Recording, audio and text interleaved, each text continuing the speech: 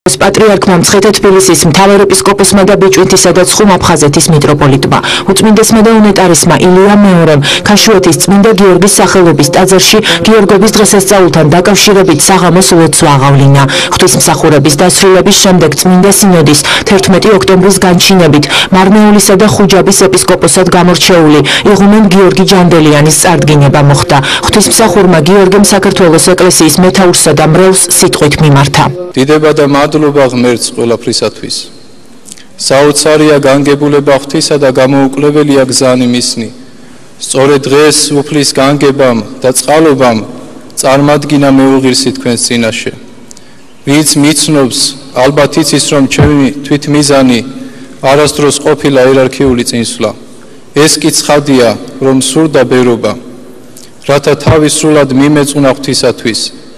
ბერად ავკვეცის შემდეგ ყოველთვის ვცდილობდი უარმეყო საკუთარი თავი სიტყვისამე უფლისა, რომელიც ბრძანებს, რომ ესახნებავ შემოდგომა ჩემ და უარყავ თავი თვისი, აღიღენ ჯვარი თვისი და შემომიდეგინ მე. მონაზნობის საფუძველი ხომ მორჩილებაა, სწორედ მორჩილების განცდა მომიყვანა მეუღირსი თქვენს წინაშე.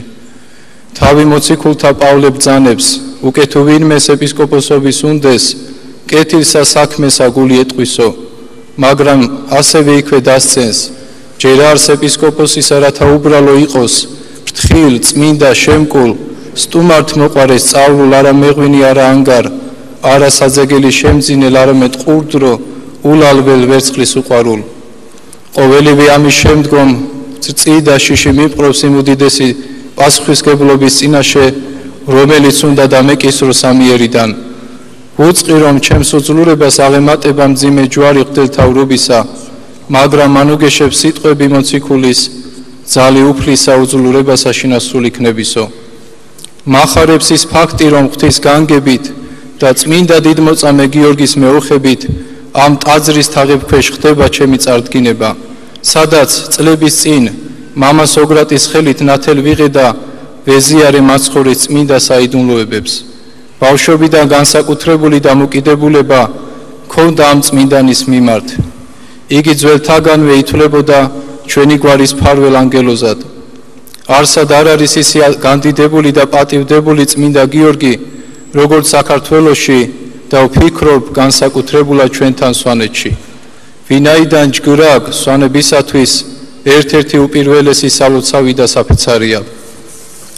უწმინდესო და უნეტარესო მეუფეო, მუხს ვიყრი თქვენი სიწმინდის წინაშე.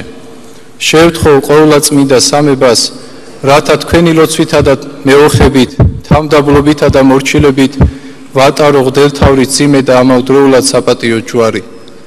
ჩემი საღვთელთავრო მოღვაწეობის ერთ-ერთი ძირითადი მიმართულება მარნეულისა და ხუჯაბის ეპარქიაში საეკლესიო და მონასტრული ცხოვრების გაძლიერებასთან ერთად ისტორიული წარსულის აღდგენის მცდელობაც იქნება. იღუმენი გიორგი ჯანდელიანი 2006 წელს ბერად ბოლნეულმა მთავარ ეპისკოპოსმა ეფრემმა აღკვეცა.